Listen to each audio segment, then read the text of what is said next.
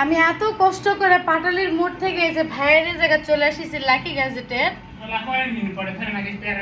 এগুলা পেয়ারায় 80 টাকা 90 টাকা কেজি পেয়ারা আমার দিচ্ছে খাবার, এগুলা আমি খামো? আমি তো আপনাকে ফোন দিয়ে আসিছি যে আপনারা ভালো কিছুর ব্যবস্থা করবেন না। রাগি ভাইয়া